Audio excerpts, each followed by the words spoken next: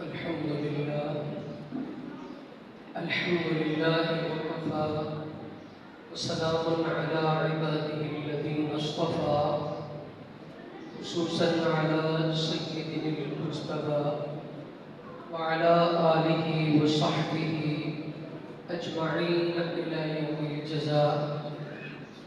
أما بعد، بسم الله الرحمن الرحيم. إنما يخشى الله من عباده العلماء. صدق الله العظيم. إن الله وملائكته يصلون على النبي يا أيها الذين آمنوا صلوا عليه وسلموا تسليما. اللهم صل على سيدنا ومولانا محمد معدن الجود والكرم وآله وصحبه وبارك وسلم صلاة وسلاما عليك يا رسول الله. محبت کے ساتھ پڑھیے الصلاۃ والسلام علیک یا سیدی یا رسول اللہ. الصلاۃ والسلام علیک یا سیدی یا حبیب اللہ وعلى آلك وأصحابك وأهل بيتك وعطرتك يا رسول الله صلى الله عليه وسلم. حمد و ثنا کے بعد معزز و مکرم محترم محتشم سامعین کرام حاضرین محترم، السلام علیکم ورحمۃ اللہ وبرکاتہ. عالم اسلام کی یہ عظیم دینی درسگاہ، اہل سنت کا یہ عظیم مرکز، اور ہمارے اہل سنت و جماعت کے عظیم علماء میں جن کا شمار ہوتا ہے حضرت پیر طریقت، رہبر شریعت، عالم ابن عالم، پیر ابن پیر، علامہ پیر محمد در علی شاہ صاحب جلیل ہاشمی زینہ مجدہم، استاذ العلماء مناظر اہل سنت علامہ مفتی محمد طیب عرفان باروی صاحب زینہ مجدہم. الحمدللہ ان ہمارے علماء کے وجود مسعود سے اہل سنت کو الحمدللہ تقویت ملی، اور آج اس جلسہ کی صورت میں بھی اہل سنت و جماعت بالخصوص مسلک اعلیٰ حضرت کی ترجمانی ہو رہی ہے. عزیزان محترم، اس حوالے سے میں چند ضروری اور اہم باتیں حضرت قبلہ مفتی صاحب کے حکم پر عرض کیے دیتا ہوں کہ آج لادینیت عروج پر ہے، ملحدین آج سر فہرست ہے.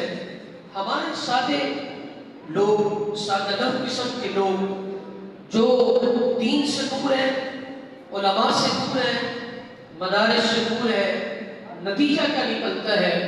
ان کے سامنے اگر قرآن کی آیت پڑھ دیں تو کہتے ہیں جی ماشاءاللہ قرآن پڑھا ہے. اگر ان کے سامنے کوئی حدیث پڑھ کے غلط اس کا استدلال، استنباط و استخراج کر دے تو یہ لوگ مطمئن ہو جاتے ہیں.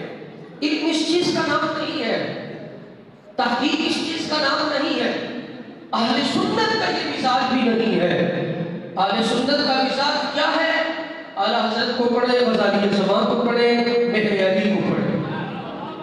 ہمارے علماء کرام جنہوں نے دین اسلام پر پہرا دیا اور یہود و نصارہ کی آنکھ پہ آنکھ ڈال کر نواسط، خوارج، رافضیت کو کچل کر رکھ دیا ہے. اگر کوئی ایسا دشمن جس نے قرآن پہ ڈاکہ ڈالا ہے، حدیث پر کے ساتھ غداری کی ہے، یا پھر رافضیت کا لبادہ اوڑھ کر اہل سنت کو ٹارچ کرنے کی انہوں نے کوشش کی ہے، یا وہ خوارج کی بھیڑ سامنے آئی ہے، تو ہمارے علماء اہل سنت نے ان کو جوتوں کی نوک پہ رکھا ہے. اور خدا کی قسم اہل سنت و جماعت نے قرآن اور حدیث کا دامن پکڑ کر اہل سنت و جماعت کی سرحدوں پر پہرا دیا ہے. اور اعلیٰ حضرت کو، فتاوی رضویہ کو، غزالی زمان کو، مہر علی رضوان کو، میں امام ابن سیرین کی بات کروں، ہمارے علماء کی کتاب پڑھی جاتی ہے، اس کے مقدمہ میں یہ بات موجود ہے. دارمی شریف و دیگر علماء نے اس بات کو نقل کیا ہے. امام ابن سیرین پھر ہمارے لوگ یہ کہتے ہیں وہ بھی قرآن پڑھتے، تم بھی قرآن پڑھتے، ان کی بھی پگڑیاں، تمہاری بھی پگڑیاں، ان کے بھی خوبصورت چہرے اور پھر ان کی بھی داڑیاں. یہ کوئی دین نہیں ہے، یہ حقیقت نہیں ہے، یہ مواصلت، یہ غلط ہے، یہ غلط علماء و خواص کا ایسا کرتا ہے. تو امام ابن سیرین جیسا شخص، امام ابن سیرین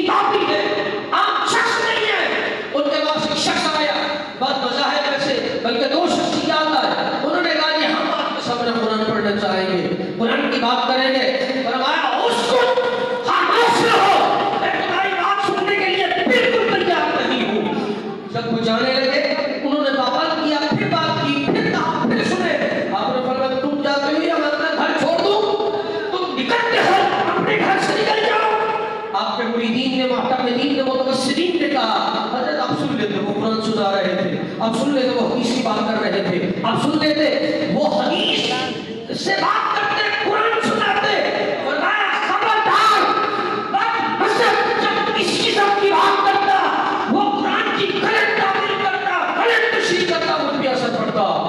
امام ابن سیرین کہہ رہے ہیں آپ کون ہیں، میں کہہ لوں میں کون ہوں جو ہر کسی کی بات سننے کے لیے ہم تیار ہو جاتے ہیں؟ نہیں، بات سننی ہے تو اعلیٰ حضرت کی سنو، بات سننی ہے تو سنی عالم دین کی سنو، بات سننی ہے تو پیر میرے علی شاکر برطمان کی سنو، غزالی سما کی سنو۔ جس نے پگڑی پہن لی، جس نے جبے کپے پہن لیے وہ عالم تھوڑا ہوتا ہے جی۔ آج کل کے تبلیغی ان کی شکلیں دیکھیں جناب، کیا بات ہے، آج کل کے تبلیغی ان کی شکلیں دیکھیں تو پتہ بیت ہونے کے لیے جی چاہتا ہے، مگر ایسی بات نہیں ہے۔ قرآن کے کٹہرے میں، حدیث کے دائرے میں، حدیث کی حدود میں ایسے لوگوں کو چنتے کی نوٹ پہ رکھے۔ آپ بیان سنیں تو سنی اور وہاں کا بیان سنیں، رافضیت کی طرف مائل نہ ہو۔ آج لادینیت عروج پر ہے۔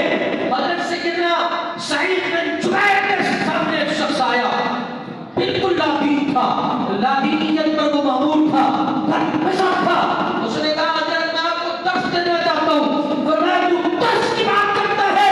فرمایا ولا نصف کلمۃ، فرمایا تیری میں آپ بات بھی سننے کے لیے تیار نہیں ہو، میں تو اس کی بات سنوں گا، اس کا جملہ سنوں گا، اس کی تقریر سنوں گا جس کے دل میں اس کے مصطفیٰ بول سکتا ہے۔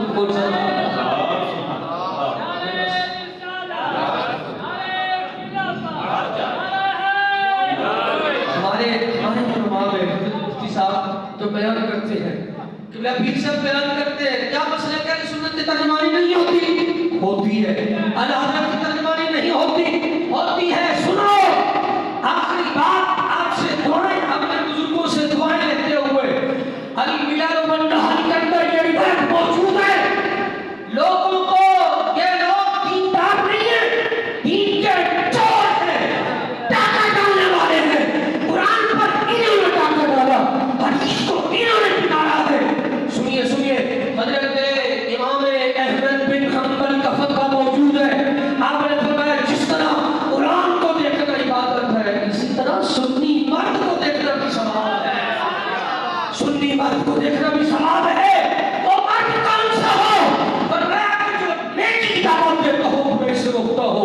اس طریقے پر حضرت امام احمد بن حنبل کا فتویٰ الملل والنحل کے اندر یہ بھی موجود ہے۔ فرمایا سنی اگر گنہگار بھی ہو، اس کی قبر روز ہے، اس کی قبر پاک ہے۔ اس لیے ہم مدار سنت کی علماء کی شرط کرتے ہیں تو ثواب سمجھ کر کرتے ہیں، اس حدیث پر عمل کرتے ہیں۔ اللہ تعالیٰ نے سنت و جماعت کو عروج عطا فرمائے۔ در منصور تفسیر ابن کثیر، آخری بات معافی کے ساتھ اجازت، یوم تبیض وجوہ و تسود وجوہ کی تفسیر میں یہ لکھا ہے، صحابہ نے پوچھا یا رسول اللہ وہ کون سے ایسے چہرے ہوں گے جو قیامت کے دن چمک رہے ہوں گے؟ میرے نبی نے فرمایا وہ اہل سنت کے چہرے ہوں گے جو قیامت کے دن چمک رہے ہوں گے۔ اللہ اس دارالعلوم کو ہمیشہ قائم قدام رکھے۔ وآخر دعوانا کیا تھوڑے ٹائم میں پیاری گفتگو فرما کے خدا بخشا آپ کی دل کو مالک کو اور تقویت عطا فرمائے۔ میرے موجود ہے